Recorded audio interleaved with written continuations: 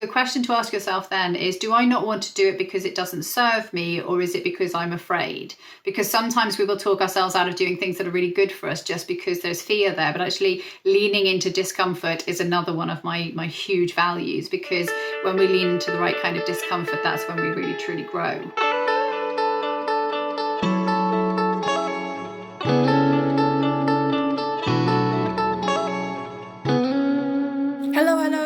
Welcome to this new podcast episode of the podcast Biz on the Brain with your host, Annemarie. And this episode, as you've already seen from the initial snippet, is all about tapping into the power of words and how you see the world interpreted through your own lens, and how you can affect it by listening to your inner voice, your intuition, and your inner dialogue.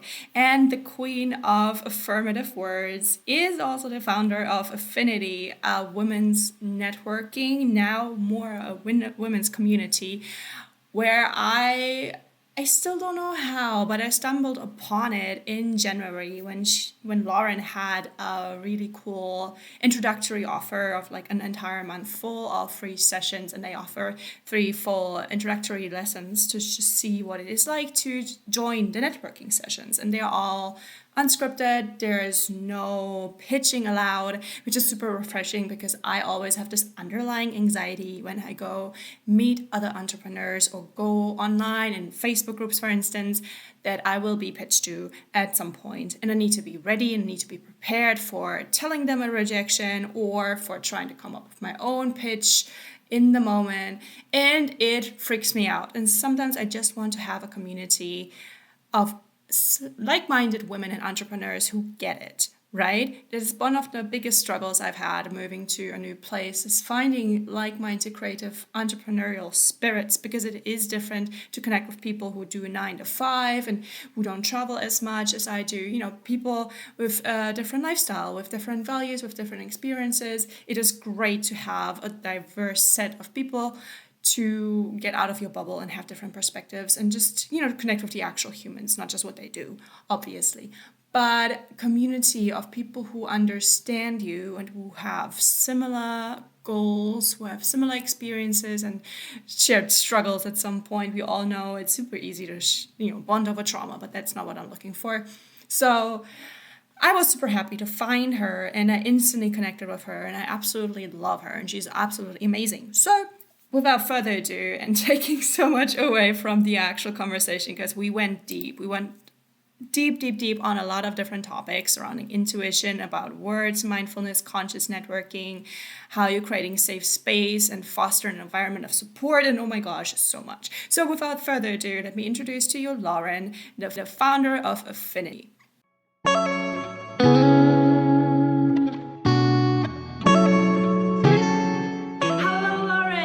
To this podcast. I'm so happy to have you here. Thank you so much for having me. I am super excited to have this conversation with you. Any conversation with you, actually. Thank you. And with you too, because you're not just the most amazing and charming person, and he's so full of love and passion and support. It's just so much fun to talk to you. But you also created like a safe space where you can gather other amazing female entrepreneurs, because you created Affinity, which is a networking group that is basically for purpose-led and conscious and somewhat spiritual and very mindful female entrepreneurs like ourselves. And that's what I've been looking for the longest time, and I'm so happy that I found you. I still don't know how you managed to be in my inbox, and I just magically clicked on a link and I actually showed up, and then I signed up right away. I don't know what happened. People kept asking me like, how did you find them? I'm like, I don't know. It was in my inbox, I clicked on it. Honestly, I have no idea how anybody finds me, if I'm being honest with you. I feel like I just sort of like assimilate people as I wander through the internet. I love it. You're just like magnetic. That's what it is. Thank you. That's a beautiful thing to say. Well, you created such a beautiful community. So how did that come about? Like, tell us the journey of this. Oh, right. Let's try and make a long story short. It will be the very first time ever that I've achieved that if I do succeed. So essentially, my business started 10 years ago. I was a wedding photographer. And I loved shooting weddings. I loved bringing joy to people. I loved being there to help people on their day. It felt like a real honor to be chosen to capture somebody's wedding day. But it just, there was something about it that just didn't fill me up like to the top, you know? And then I started brand photography, working specifically with female entrepreneurs. And I was like, ooh, yes, this ticks many more boxes for me, because I was helping them to discover their confidence, to show up authentically, to understand even what authenticity meant. So I was helping them to really look inwards and then shine outwards. And I loved that. It ticked so many boxes for me. It was such a beautiful thing to be able to do. And then, of course, the pandemic hit. And I could no longer take photos, and I had no idea how long that would be for. Now, what I realized is that when I was working with my clients, in terms of just like planning their photography shoot, which for me was never just a photo shoot, it was always so much more than that. I wanted to get to know them as individuals. I wanted to know who their soulmate client was. I wanted to know all of their quirks. I wanted to know what their energy felt like, so I could really capture that in the photos. And I realized that the work that I was doing with them was actually really beneficial anyway, even if you weren't having a photo shoot. So I started offering brand visibility strategy. So I started working then with people online, again, women entrepreneurs. And by this time, I'd already realized that my niche was heart-led, deeply empathetic, nurturing, giving women who they didn't, at that point, my ideal client has changed a little bit since then. They didn't necessarily know the power that they had within them. And I wanted to help them to ignite that, I suppose. So I then started a Facebook group, which I started at the beginning of the pandemic, because at that point in time, I felt like I had a bit of extra capacity to help people. And I thought, how can I help people? I wasn't massively struggling financially, so I didn't have those sort of extra burdens that came with the pandemic. And I was at home a lot, obviously. So I thought, what can I do? How can I stay connected with people? How can I help and support these women who are, currently struggling? So I started the Facebook group, and I loved it. Straight away, I loved it. And I got quite a lot of engagement to begin with. But it always felt really superficial, as it does on social media, right? Because you don't know who you're speaking to.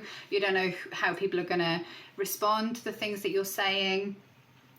And I didn't like it.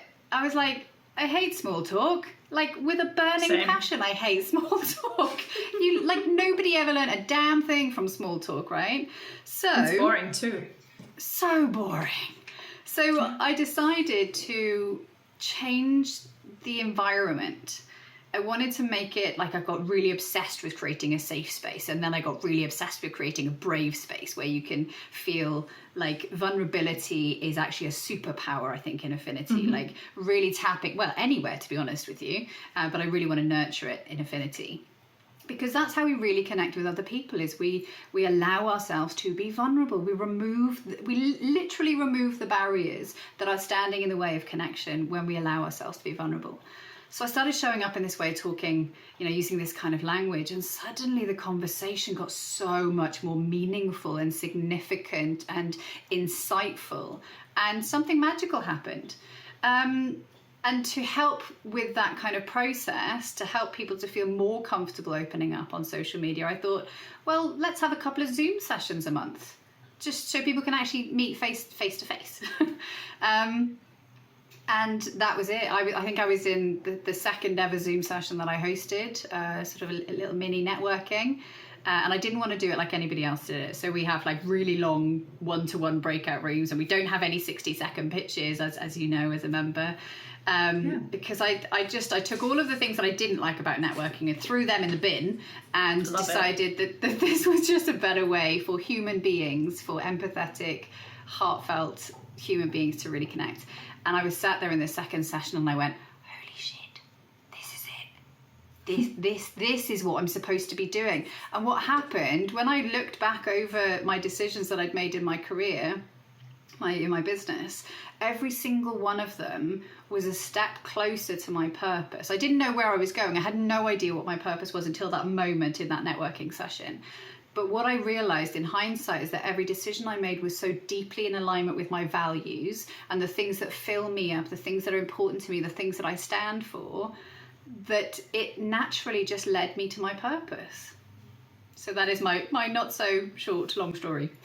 I love it. No, it's absolutely cool when you just like take a leap of faith and you listen to your gut. You just have this little spark, this little, excitement that just propels you forward and makes you take action when you realize, okay, I could have just done it like everybody else, start a Facebook group, monitor, like maybe pitch, whatever. But it didn't, jive with you. And then you started to do something that's deviating from the norm, but felt much more in line with you. And then you actually used that feeling vulnerable, which a lot of people do online, as actually a strength. And in business settings, it's usually demonized to some point where you just make yourself more easier to attack. That's how a lot of people perceive it, but at the end of the day, it's just really fostering the networking and the connections, as opposed to just having a regular networking group, which is how this group started out. But so many networking events just really feel like waiting for somebody to pounce on you with their pitch. And the same with a lot of Facebook groups I'm in. You always feel like they are ready to strike. I had so many instances where I thought I was connecting with someone. I thought I really liked them as a person, as a business, not looking for anything, maybe not even having a budget or whatever. And then they just out of the blue hit you with some offer and then ghost when you're not interested, or they start to double down and push you and create a false urgency, use all of the typical tried and tested kind of icky marketing techniques that are so way overdone. And it's so much time to just redo it all, to really rethink how you want to be seen, perceived, and treated, and then just to show up in this sense of abundance. Like, we're all here to collaborate, we're here to talk about our passion, but not just put it on other people because we need the money. I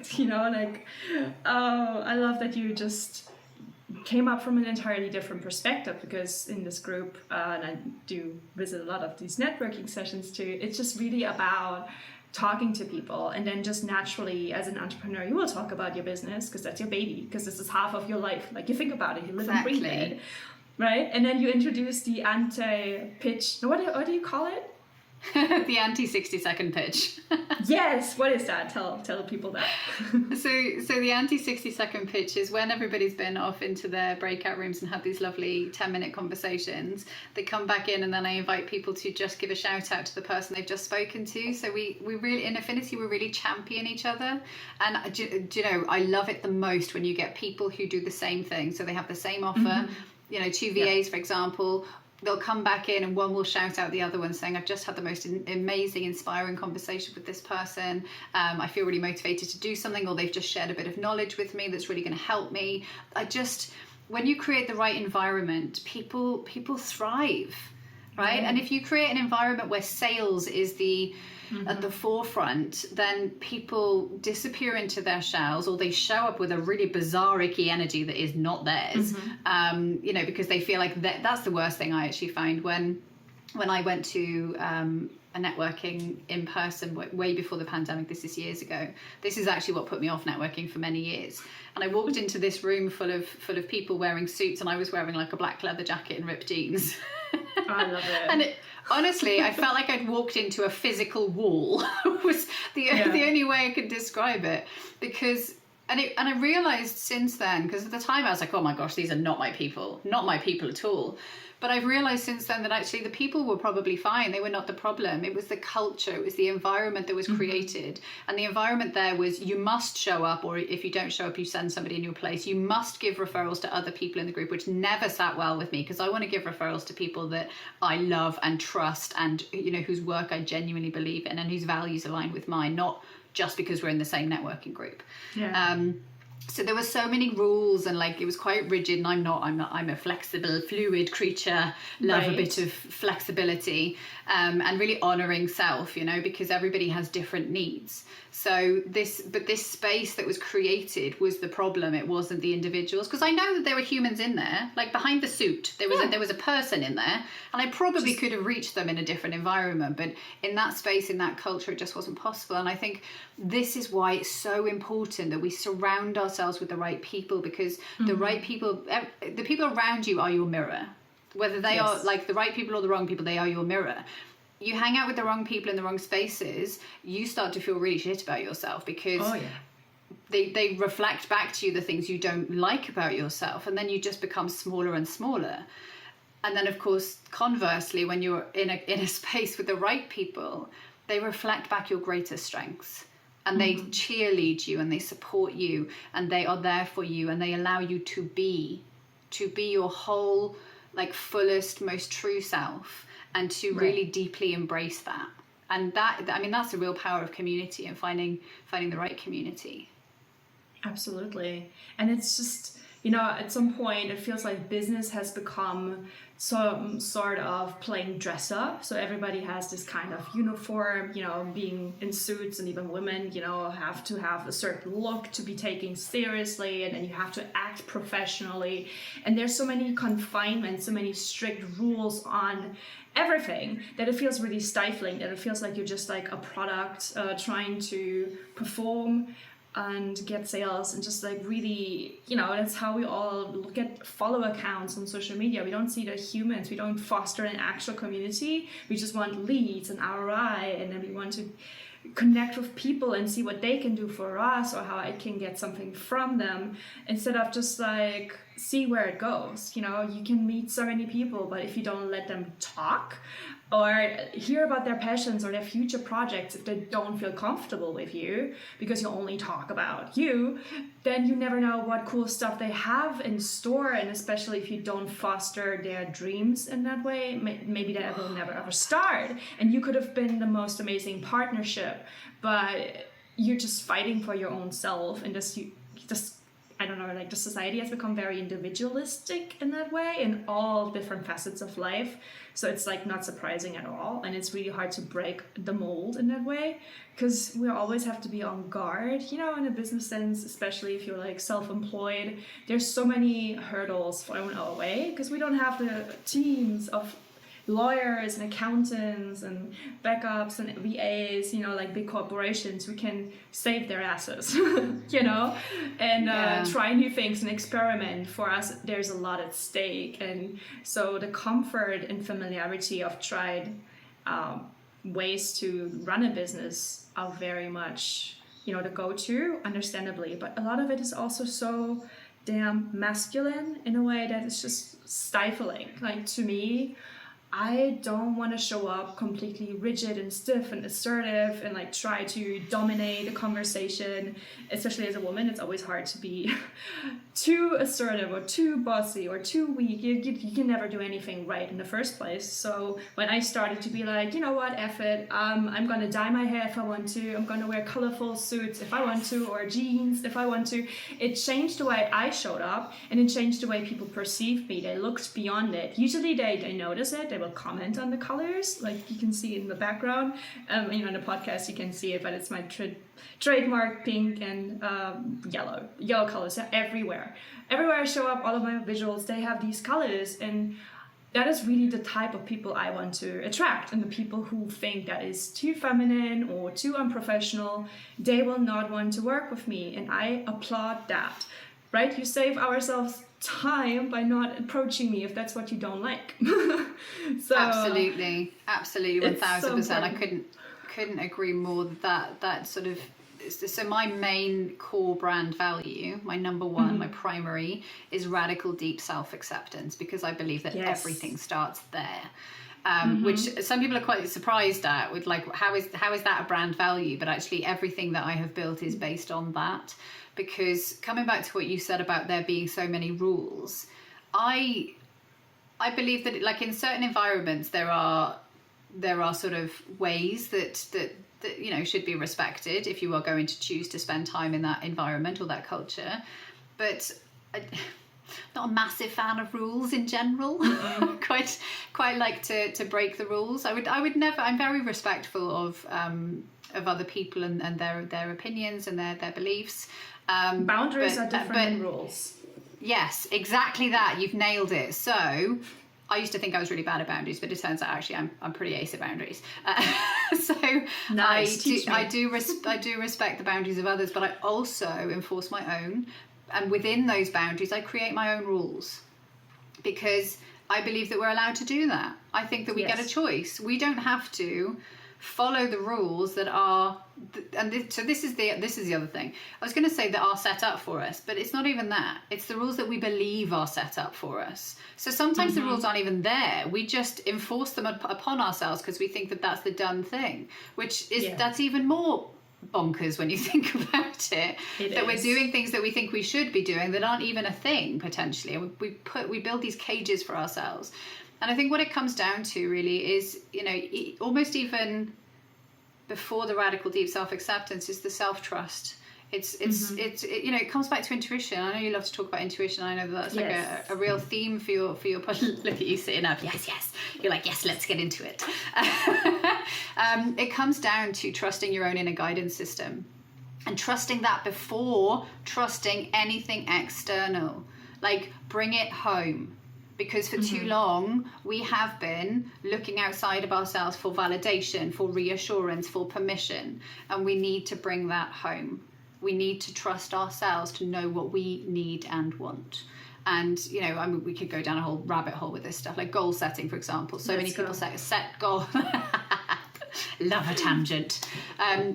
So many people set goals for themselves that aren't their goals. They are other people's goals. They are the things that society expects of them or that their parents expect of them, rather than the things that they, if they really deeply felt into it, the things that they actually want, the things that fill them up. And that's why values are so important to identify and to sort of utilize them with intention.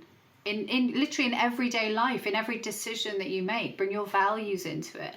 And then you can, I think that's almost like once you've identified them, that's almost like the first step to really tapping into your intuition. Because if something is like rubbing up against your values, then you can sort of feel it. And that feeling is your intuition.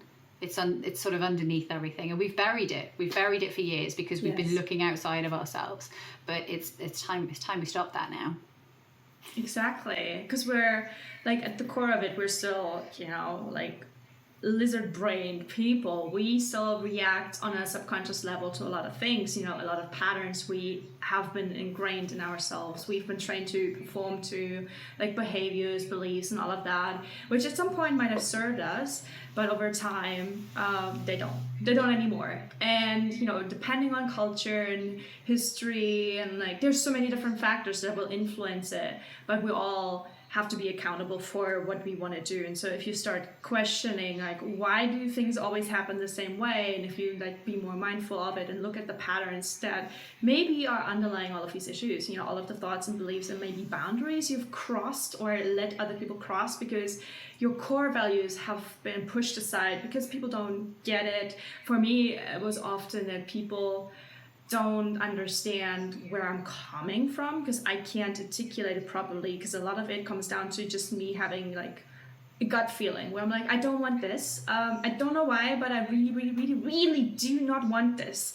And I could argue with logic. I can like do pros and cons, but at the end of the day, my little voice inside is just saying absolutely not. And then it will shut up. And if I just keep ignoring it, it will just like make me feel awful. But it's so easy to ignore it until there's like a breaking point. And for a lot of people, it comes with like burnout because you've pushed your body too much and it literally falls sick, or suddenly all the things don't work out anymore because they're not meant for you, or you're self-sabotaging because at the core of it, you are betraying yourself. You need to be really mindful of, maybe you value honesty, maybe you value like integrity, but what does that even mean to you? Because there's so many different definitions for everybody and how it shows up differently. Is it, the same for business and life. You need to not separate that too much, because if you do, then you're just living like a double life, and that just is exhausting. It's not sustainable, and it just trickles down into all of relationships with yourself and other people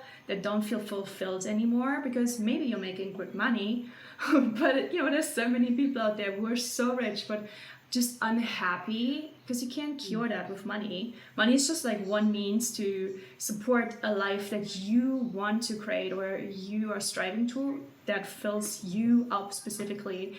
And there doesn't even have to be villas by the beach with beautiful caftans like you're wearing, right? It could just be like traveling the world in a backpack if that's your jam. Like, nobody gets to tell you what success is to you. And if people say that's a failure because you started a gazillion businesses and only one stuck around, well, who cares? You know, at the Right? end of Because the if day, you feel it's just, fulfilled, then that's what's important, right? yes. And sometimes we really need to fall on our butt to get Learn. to question ourselves. Yeah, it's just like, what's the point? You know, like, I worked hard for this, and there's nothing I can take away from it, because, you know, even if you have a failure, like in quotation marks, it is still a learning opportunity. You know, it's still something like, yeah, you did it, at least you did it and didn't just think about it or shied away from it. But if you just did something to please another person, then even if you succeed or even if you fail, it still doesn't feel good. And I've had so many of these instances where I was just blindly following other people's advice because they were the experts, or they seemed to have it together and they seemed to know what I needed in a way. And then I just believed them, because how would I possibly know? Because I'm so young or so inexperienced or whatever. And then in the end, it didn't work for me. And then I was angry at them, and I was angry at myself. And if I just had listened to myself without actually explaining, it's just like, this is a boundary, I'm not doing it. And that's like, no is a no. Right? So it starts with us. So many things you just said that I would love to respond to. The first thing, the first thing is that traveling the world backpacking is definitely my jam. The second thing is coming back to what you said about like trusting that gut feeling that you have. So just a little insight that I think might help people if they're quite early on in their journey in terms of tapping into their intuition. Just be mindful, because sometimes I've learned in my own personal experience, anxiety has occasionally felt the same as intuition for me. They are different, but if you're not tuned into it, they can feel the same. Yeah. So just same a with good fear question. And excitement. Exactly. So, but a good question to ask yourself in that situation when you think, oh, I don't want to do that. Is that my gut feeling? So the question to ask yourself then is, do I not want to do it because it doesn't serve me, or is it because I'm afraid? Because sometimes we will talk ourselves out of doing things that are really good for us just because there's fear there. But actually leaning into discomfort is another one of my huge values, because when we lean into the right kind of discomfort, that's when we really truly grow. And that's when we really truly become fulfilled. So I just wanted to include that for those listening that are not quite sure about what intuition feels like, just so that they've got like almost like a little check-in with themselves, just to ask themselves that question. And building on that check-in, there's like a few exercises which I've heard, because, you know, there's different ways for people to do this, but like the first one is, any good therapist will tell you, is to feel your feelings. And whatever that can mean, it's just basically you like look into your body and you're like, so where do I feel this feeling is living right now? You know, just describe it like a kid would. Like, okay, maybe there's like some heaviness on my heart, or like some sinking in my, like almost like butterflies in my stomach, but it's not like a dreadful sinking feeling. You know, it's just like, or maybe it's a color, or maybe it's like some pressure, like some way you need to like, just don't think about it, just observe it, just try to externalize it in some aspect. And then there's another test where you can feel like you just sit down and you just think of the two scenarios, like do or don't do the thing, and then react or like ask somebody else to observe you when you do that, because your body might actually show up as being literally more open. Your like shoulders are wider, you feel much more inclined to it. And if somebody tells you something that you actually don't like to do, you will close up a bit more, like hunched over shoulders, tense in the muscles. And a friend also told me the trick with the coin. So basically you say, okay, the coin's gonna decide yes or no, and then you just flip it, and then in the moment when you want to turn around, and that's when you know what you actually wanted to hear. And that's how you're gonna go. Genius. You just ignore the coin. You just go for whatever you wanted it to be. Absolutely. Like if you see it and then you feel disappointed that that's the one you've got, then you know the other one is the one. That's brilliant. I love that. I love those are great techniques. They're so simple and so effective, and also they're really good because they kind of appeal to all the different ways of feeling into things or thinking about. So you've got the rational, you've got the kinesthetic, you know, the visual. There's all these lovely different ways that different people can use them. Exactly. But I was going to say as well about the sort of the feeling into it thing is that again it's about like noticing yourself, like almost become. So one of the best tools I've ever learned, and it was an NLP practice, is to step outside of yourself as like the sort of objective observer, if you like. It's not the easiest thing to do. The first thing that you have to do before that is to notice your internal dialogue. So we've constantly, all the time, 100% of the time, pretty much got a dialogue going on inside, especially neurodiverse people. Yes. Right. So listen into that conversation. So something I noticed recently, I was talking to some of the ladies in the group. We had a little bit of a mini mastermind session. And one of the ladies said that she really wanted to get more visible. And I said, so why aren't you getting more visible? And she said, well, I just need to get on with it, really. I just need to stop being so silly. Like, I just need to get over myself. And I was like, can you maybe be a little bit kinder to yourself? Because if that's the internal dialogue that you've got going on, then, and she said, well, actually, when I think about it, that's how I felt as a child. I felt like I was silly for not doing things, or silly for doing things. Yeah. And I realized in myself as well in that moment that my internal dialogue, when I speak to my inner child, which is usually the dialogue, let's face it, it's the grown up and the child self having a bit of a chat. Usually the inner child is getting told off in some way. What was happening was my internal conversation was perpetuated from my actual childhood. The conversation that I had with my actual parents, not necessarily directly, but the way that I felt about the conversations that were going on, about the experiences that I had. So I felt quite invisible as a child. And essentially what I was doing to my inner child was going, I'm too busy. I haven't got time for you right now. I'm too busy. I've got stuff to do. And I realized that I was just perpetuating that same conversation in my own internal dialogue, which makes sense because that's what's familiar to us. So if you can notice that, and see if you are perpetuating your own experiences from when you were an actual physical child, and then change that language, like really mind your language, because the conversation you have internally massively informs how you show up in your life and the things that you say to others as well, and the things that you say out loud about yourself. I'm constantly catching people on their language when they say, oh, if I sell such and such this month, I'll be like, when you sell such and such this month, literally just change one word, change the one word, and the whole energy behind it completely transforms. Yes, exactly. And you need to be really mindful of how you talk to yourself. The big question is, would you talk to other people? Would you talk to your best friend like that? Tell you that what you're talking to, but like when you talk about yourself, imagine doing that to your best friend. Would you? How dare you? So I say, when it's a mum that I know has a daughter, I say to them, would you speak to your daughter like that? And they go, oh, gosh, no. And they're so shocked at the idea of it that it really jolts them into realizing how badly they are communicating within themselves. And the daughters will pick it up as well. Even if they don't tell it to the daughter, they know. They will observe it. They will see you in front of the mirror, like nitpicking everything. They will listen to you being a pushover at work or whatever. They will hear it and they will just replicate that. And so you do talk to your kid in a way like that. So really be mindful. Definitely. And also, your internal world is reflected in your external world. So like the life you create for yourself is based entirely on what's going on inside. So you are limiting yourself if you are stuck in this cycle of self-deprecation. You are limiting your potential in your life.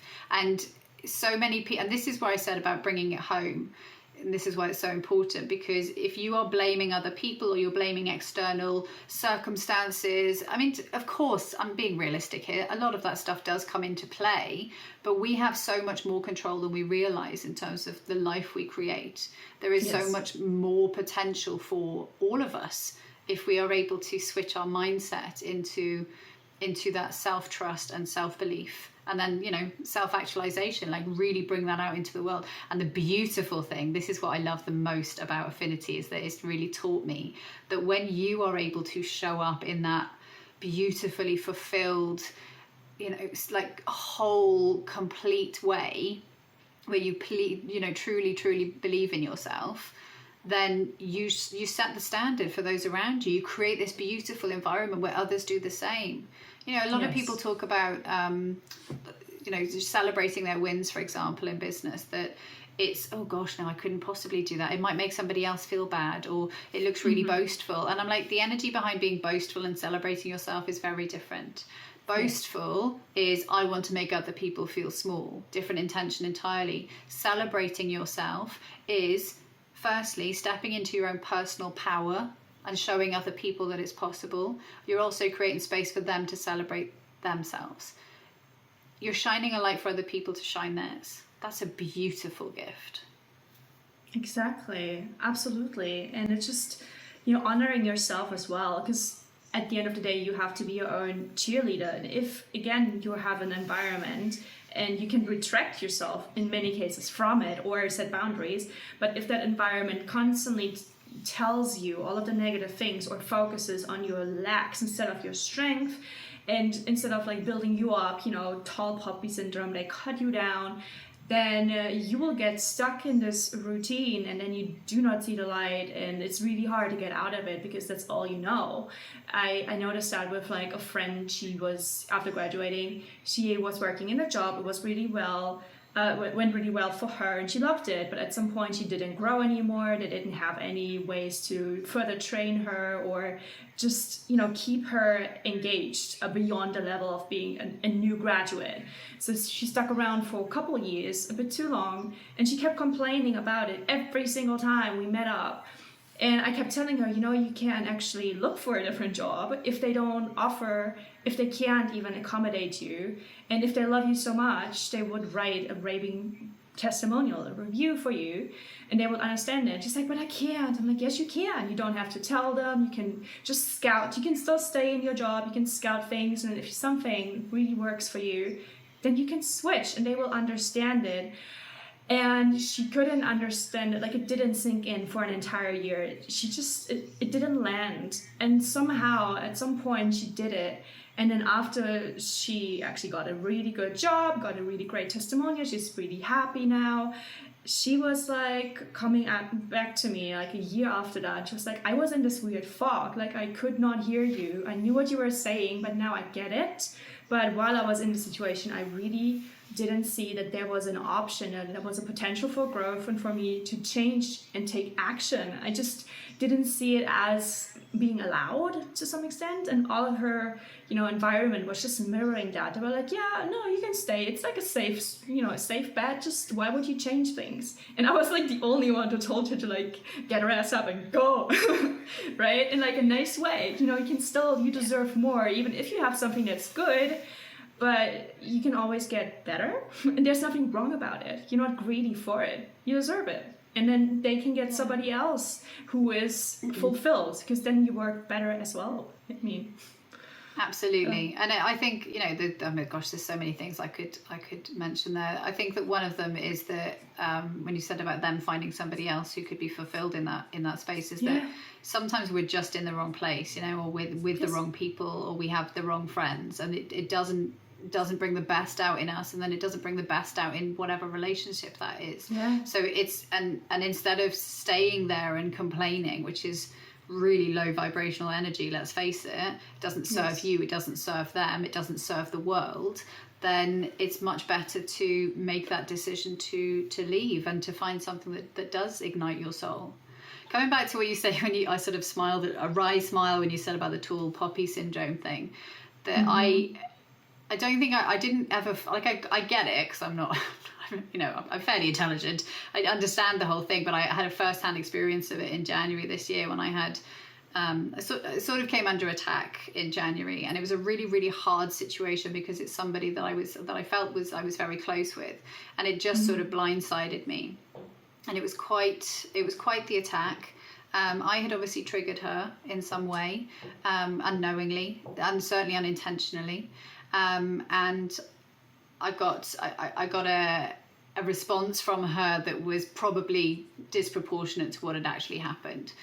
Anyway, so after this, I'm thinking to myself, I can't do this anymore. I'm not strong enough to run a community. And essentially in hindsight, it felt a bit like the tall poppy thing, because when you run a community, everybody kind of knows you.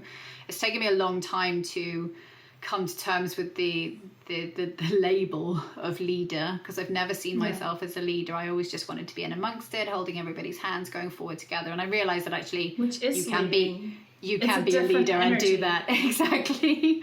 So it's taken me a while to, and it was that situation. So I'm very, very slowly coming around to the point. It was that situation where I felt like I had been cut down, where I really questioned myself. I questioned my my capacity to support, to hold space for so many people. And I came back from it because of community, because I realized that I am not alone. Like, I am strong enough because it isn't just me. I'm strong enough because I have this amazing community of women who support me. And I found my strength in that. And I came back stronger. And I finally allowed myself to call myself the leader of Affinity. And like, there was this huge shift. I felt like I expanded and grew more in that month than I did in the last 20 years. Because I think that actually, like, the biggest challenges are the things that teach us the most. Oh yeah. And I think that it's not something to fear, as long as you have the things in place to support you. And that, again, this is why community is so important, is that you have people to lean on when you hit those walls, or when you hit those floors. You know, I really did hit the floor after that, and I almost gave it all up. Yeah. Yes. It is really then that you need to not go into your shell, which I do. Like, I'm guilty of that. When I feel overwhelmed, I stop talking. I feel like I'm not worthy enough, or like I would bring everybody down, you know. You have to be really mindful of like toxic positivity, because it's okay to share, you know. Just be mindful of not like trauma dumping on people, like, you know, when they're not ready or not capable right now. But yeah, you need to be vulnerable, and you can go and tell people, I feel like a failure right now, this is not working, or, you know, somebody told me these things and I can't objectively like reflect on this. Am I like a terrible person, terrible leader, whatever? And then you just open yourself up. You have to be careful whom to, obviously, because there are some people who really latch onto it and then use that against you. I've had to learn that too. But at the same time, exactly these conversations will show you that there is a community out there who will show up and support you. Like, that's what I also love to see on TikTok. There's so many people who start to share about something that happened in their day or business, or something that they struggle with, and they cry, like in a camera, like in a candid moment. And then there's so many strangers who will just show them so much love and show them that, no, you're not alone. Like, I experienced this too.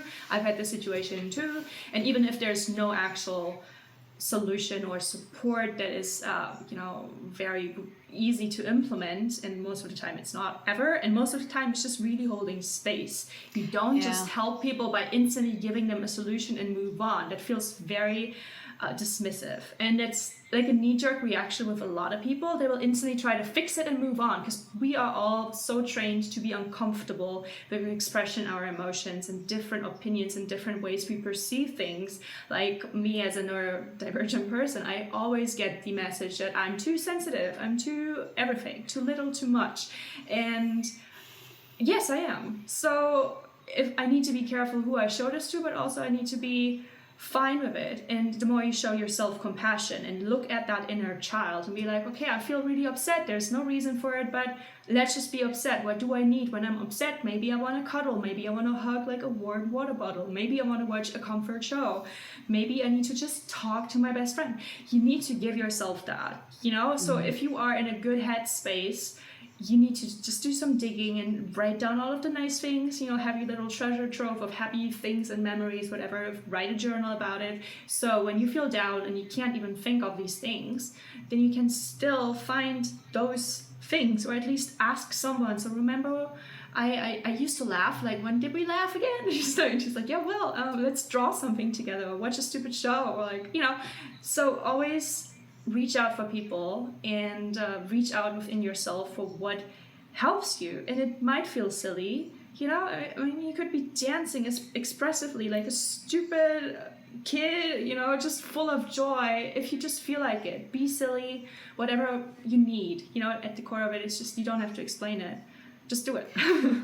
I'm going to come back to something you said about being too sensitive, because you said, you know, I'm too sensitive, I'm too this, and then you said, and I am, and I went, because you may be too sensitive for that person, but that's different to being objectively too sensitive.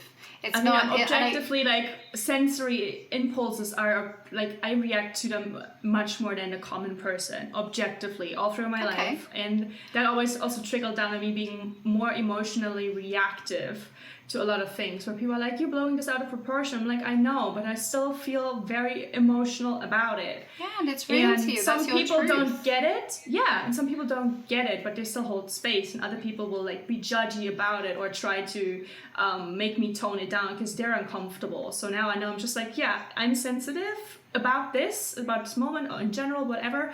But right now I'm just being sensitive, and that's it.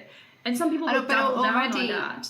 But already your language is better though, because you've taken the two out of it, because the two is the thing that's like a criticism. Where what you've said here is, I am very sensitive, or I'm much more sensitive than a lot of other, and that is better than I am too sensitive, because that sounds like a criticism. It's true. It sounds very judgy. That's like mirroring what people have like conversed about. Like they might not actually have said it in a way like you earlier said, but it's the messaging that I got, and you internalize that, and then you say it to yourself, and you're not even mindful about it when you know. So it's good to have people point that out, for sure.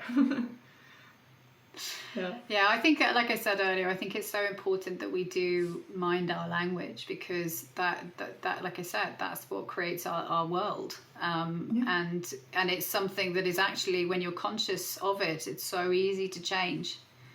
I catch myself these days, right? So I've become like really quite tuned into the things that I say, and sometimes I'll say things and I'll be like, why didn't that feel right to say? Like I can feel it in my body now, when something I'm like, oh, because actually I don't entirely believe that. So why did I say it? And then I have a chat with myself about why I said it.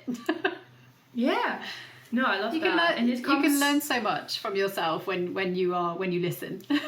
Exactly, and it should come from a place of curiosity and not just judging or like trying to like force yourself to change things. Like, why can't I be like, why should I do this?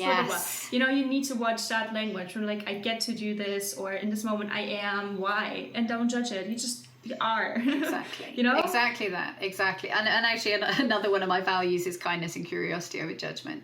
You have to take, if you want to grow, if you want to become the most like the most true, the most fulfilled version of yourself, you have to take judgment out of it. You have to explore yourself with kindness and curiosity. So when I ask myself, why did I say that? It is genuine curiosity. It's not, why the hell did I say that? What a stupid thing to say. It's, why did I say that? Where did that come from? So, I mean, I'm quite analytical, so I'm very much in my own head, which isn't right for everybody, which is why I loved when I said, here's a question to ask yourself if you're not sure if it's intuition or anxiety, and you came in with all these lovely alternative approaches that are great for people that have a different way of experiencing the world. For me, I'm very much about questions. I like a question. I really love to get into the why of things. So here's a really good example, actually, which I think might help the people listening, is that about would have been mid-January, just before I put on this huge, great big 3-day summit, I had this moment of, my business is failing. Genuinely felt like my business was failing, because even though people were still paying their membership, a lot of people weren't coming to the events, and I couldn't figure out why.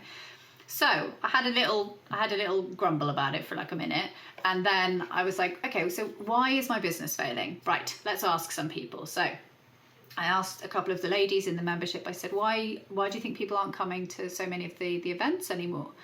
And every single one of them said, it's too much, like it's overwhelming. There's too much on offer. Because I put on all of these extra events because I thought, this is great. Like, these are amazing events. People are going to really want this. They're going to want to need it. And what they said is that they looked at it, went, oh, that's too much. I can't go to all of it, so I'm not going to go to any of it, essentially. Decision paralysis. Exactly. So then I took the opportunity to explore, and I asked myself, okay, so I'm over-delivering. Why? Why am I over-delivering? So I've decided that, that annoying child that's like, why? That kid is the best coach ever. Best coach ever. Yes. So I did that for myself. I said, why am I over-delivering? So why is my business failing? Overwhelm. Why am I over-delivering? I'm over-delivering because on some level, I want people to value my business. And then I was like, ugh, it was a very, very small sidestep to realize I actually wanted people to value me. And I thought to myself, I mean, I've got a pretty healthy self-esteem, but this stuff runs deep in a lot of us. So then I was like, okay, well, where does that come from? Why do I feel this need to feel valued?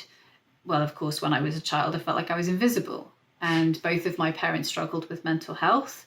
And I to try and make myself feel valuable in my family home, I went into overdrive in taking care of people. So I wanted to make sure that everybody was okay. I wanted to make sure that everybody was happy, and I took on that responsibility, and I wore that mantle, and I have worn it every day since I was 5. And it was only, in January that I realized that I was behaving in a way in my life that was detrimental to myself and detrimental to my business. So even though I thought I was giving so much more and this would be amazing, it actually was damaging. So I stopped.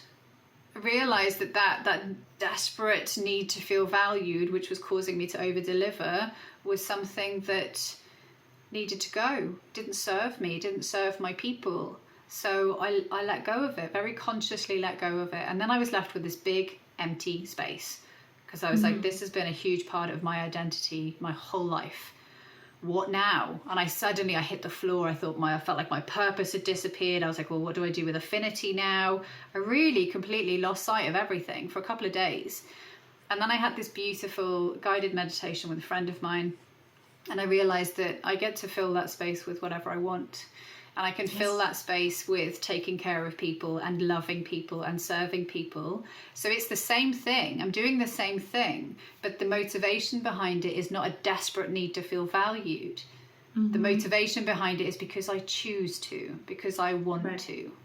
And my energy has completely transformed in the way I show up in my business. And my business decisions have become much more powerful and focused and in alignment with my vision. And it feels freaking awesome. And what if it's not like this big gaping hole, empty space? What if it's just more expansive and suddenly you have more room to breathe? Like rich people have like so much room in their living room because they don't put furniture everywhere, because they have the actual space, to honor the space and to like walk around freely. What if oh it's my that? God, that was such a beautiful reframe. Right? I love Because you're not used that. to the feeling. You're like still uncomfortable because it's unfamiliar. It's not uncomfortable per se. It's just unusual. I love that. Thank you for that. That was a gift. That was beautiful. I'm borrowing that and telling everybody, but that's what it is. It's not a loss. It's just extra room to breathe. Yeah. It's this beautiful, I don't know if it's a fairy tale or whatever, but there was this kid's book that my parents read to me, and I still remember to this day, and sometimes my mom just randomly references it, but basically it was about this mushroom. It just was there because it was raining, and then some animal like came and hid under it because of the rain to seek shelter, and then more and more bugs and mice, like hedgehogs, whatever animals would show up, even though there was no actual space, because it's a mushroom. They all fit in. Like the more people came, the more space suddenly was, because the mushroom kept growing because it was raining. And so they didn't even question, okay, we could just leave you outside in the rain because we don't have space. They always tried. And so it became this expensive space. And then, it makes me emotional. It's such a little story, but it's just like everybody has a space if you just like make it, That is so beautiful. I can see why that made you a little emotional. That is a really beautiful story. I've never heard it before. Yeah, I don't really like mushrooms, but I do now. No, I don't eat them. I just look at them. I'm like, I don't know how a hedgehog fits under it, but okay. But okay, I get it. Oh yeah, so I really love that story, and I wanted to say something else, like I don't know, backtrack, because like you gave so many different tips on how to ask questions, right? And I also read, because I'm big on self-development and psychology and like retraining your brain and all of that, and there was this one. I don't know where I read it, but basically it's about, okay, so we're always thinking about the worst case scenario. So we could go both ways. We could use the energy and actually think of the best case scenario. So basically wiring our brain to see good things, because naturally we always gravitate to like danger and fear and like what could go wrong. That's our brains looking for it. That's why also negative comments hit so much harder, right?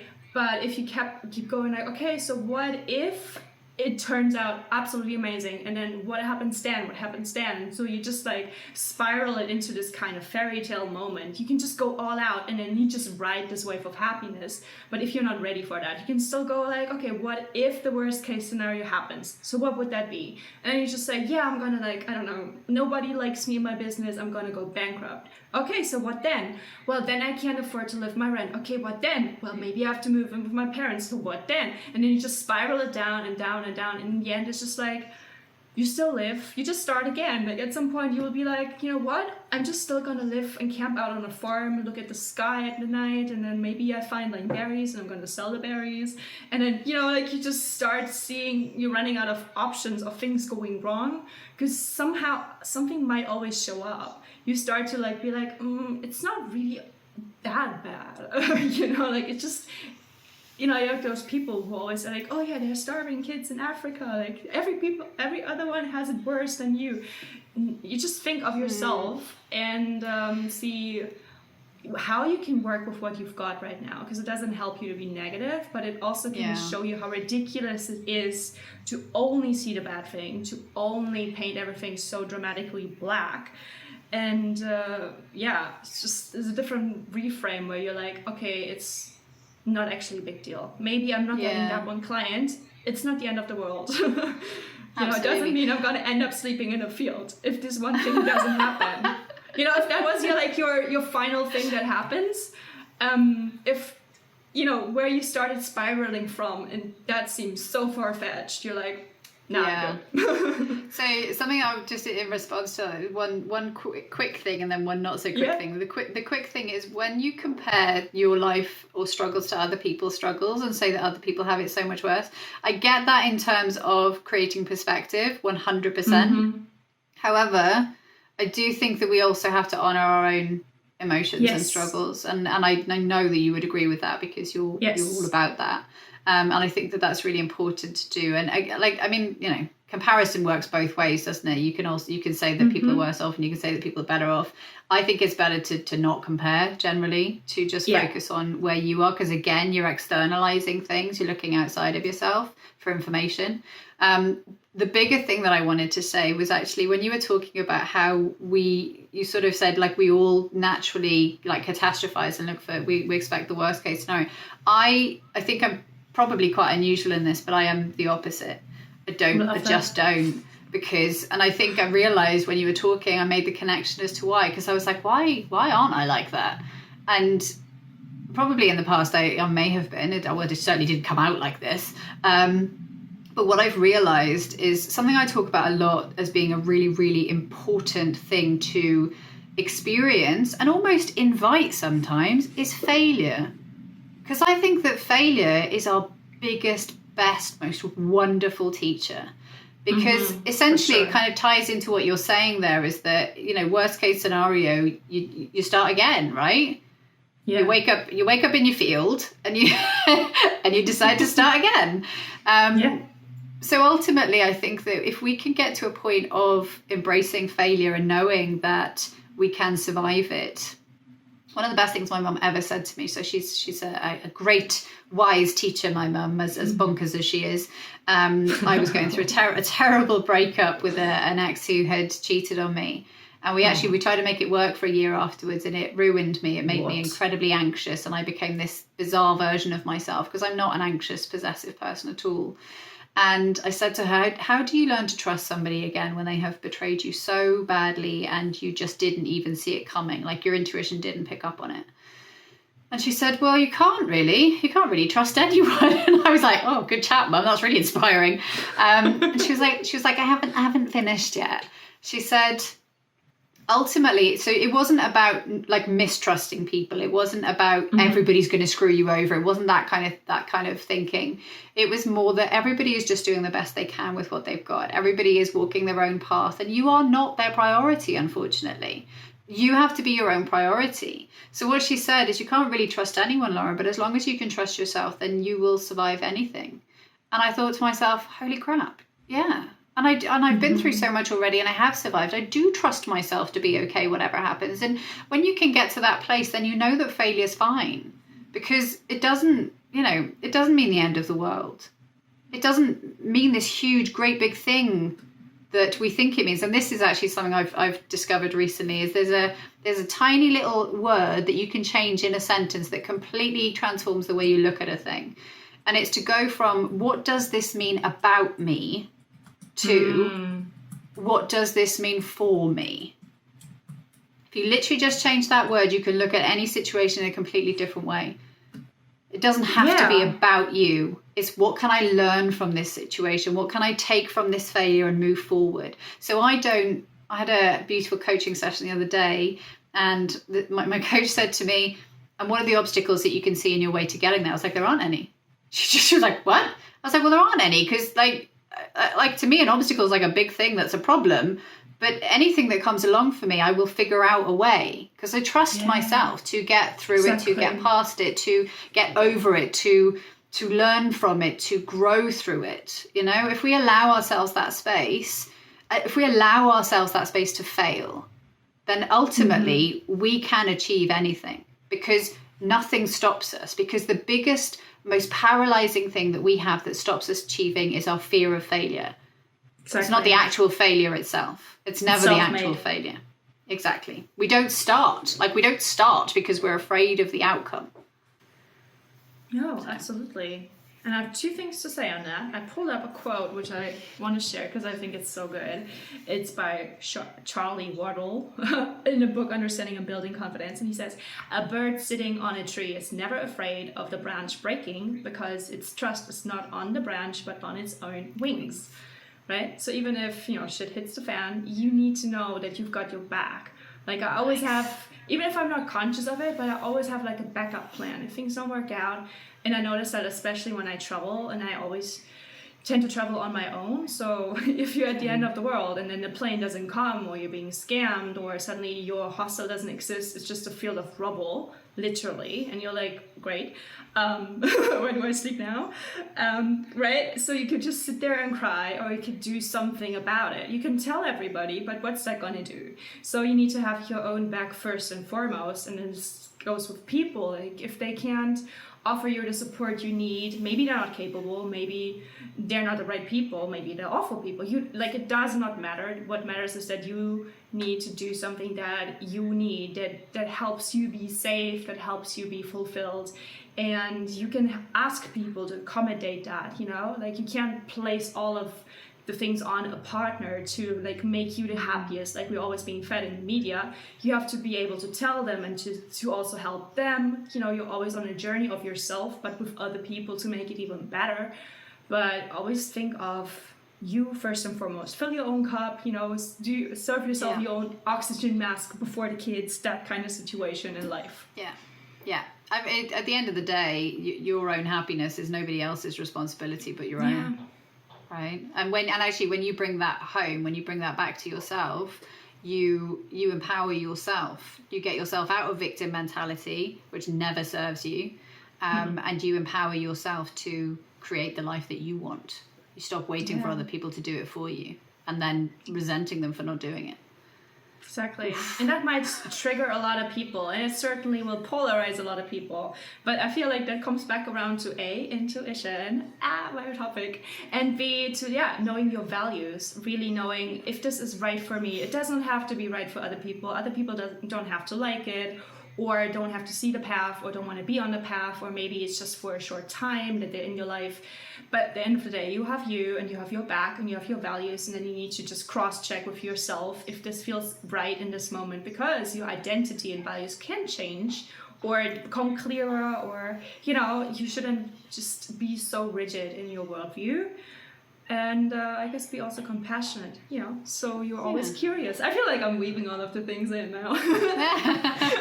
just bringing it all together. Yes, bring it all together. Do you have some final summarizing words of your own that you want to give people on the way with?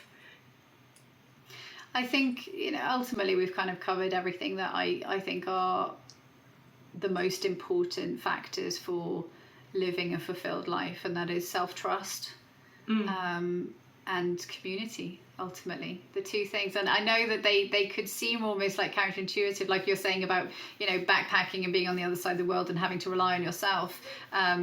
But community comes into that, because it's like on the TikToks that you said, where people come in and they say, what beautiful words of support, even though they're complete strangers.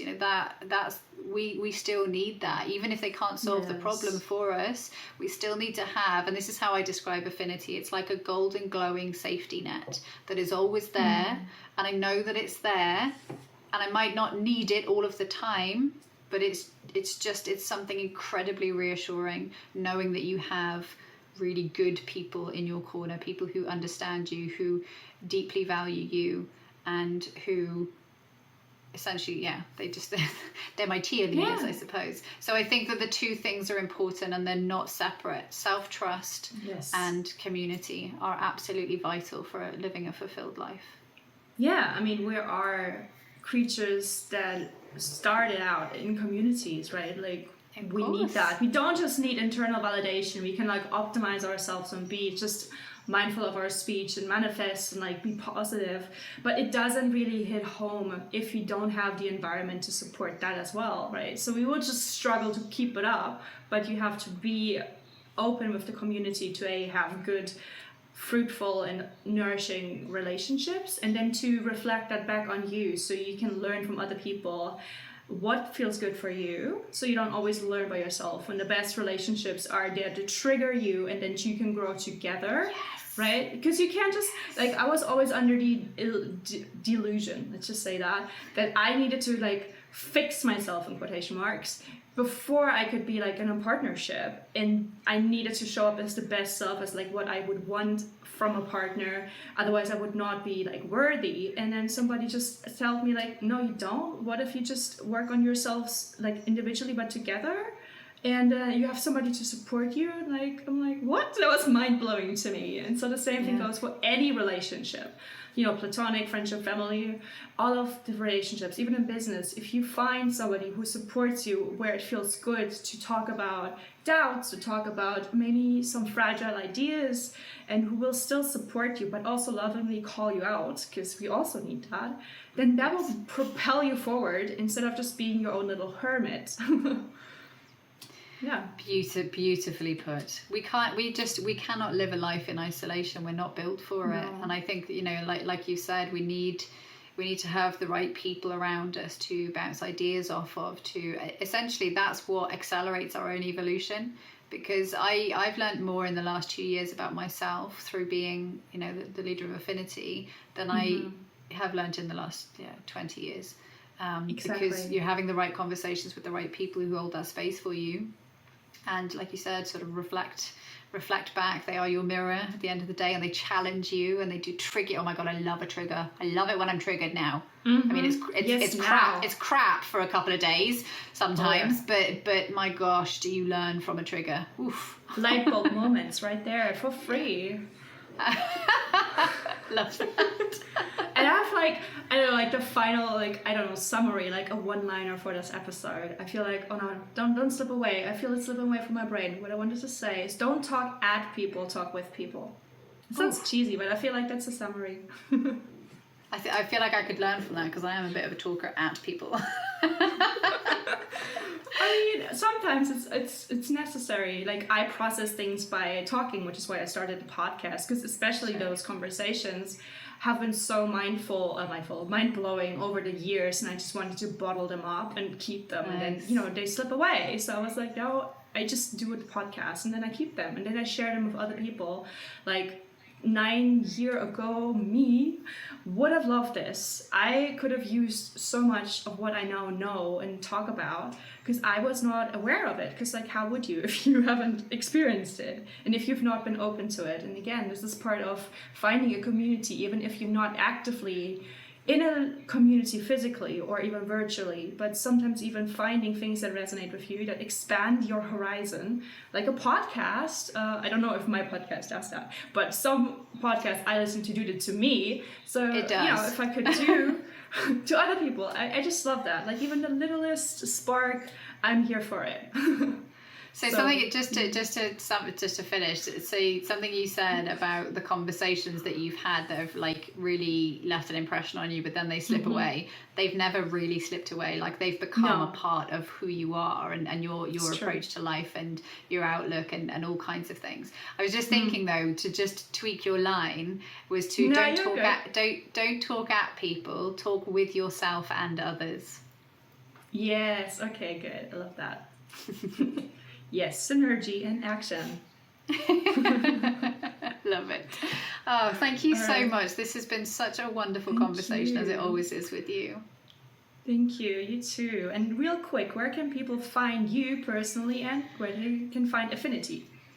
So me personally, I'm on the south coast in the UK. I live in the lovely New Forest, about 3 minutes from the woods and about 10 minutes from the beach, which is pretty perfect. Really? And in terms of online, Affinity we've got a beautiful Facebook community, and it's affinitywomensnetworking.com is the website, and you'll find all the information and lots of cool stuff about what we do and how we do things and why we do things there. Right, and amazing networking sessions, and like you have master classes that are saved, and you can also you can even have like a free little teaser session that you can like attend to just see if it's your jam, right? Tell us about that. So we're in a little bit of a transition period at the moment because the Facebook community has always been free, but it is going to a paid community, and this is part of my own personal evolution recently, where I've realized that I can better serve a smaller community of people who are really, really committed to their vision, their business, and themselves. So essentially the new membership will include training, accountability, because that's one thing that a lot of us in business really, really need to. That's how I started this podcast, because you put me on the accountable list. You just do it. I'm like, okay. And like within a couple of days, you've done it, right? Like that is the power of You can procrastinate on something for months and months, and if somebody says to you, right, you need to get this done now, then suddenly we do it, right? Because it just makes, for some reason, it lights a fire under us. Right. So that is a big part of it, but essentially it's about creating an online community, and actually we have now in-person networking meetings, which are just so much fun. They are just, the energy in the space with those women is just incredible, because we're all a little bit woo. We're all quite spiritual. I love that. The best people are. I wish I was in the UK. Well, when you come over, we'll arrange to get together. I will. So yeah, we've got the in-person stuff, but most of it's in terms of community is in the online Facebook group. But it's very much like that's the hub of all of this wonderful other stuff that's all set up to not just help you with the day-to-day stuff in your business, but to like create a strategy that feels good to you and honors your own individual needs, that essentially gets you to realizing your big vision. And the one thing that we all have in common in Affinity is that we want to make a difference in the world, like to be a part of this beautiful ripple effect of change in the world. So if that appeals, come on over. Come on and join us. Definitely worth it. Absolutely. Well, it was amazing to have you on this podcast. Thank you so much.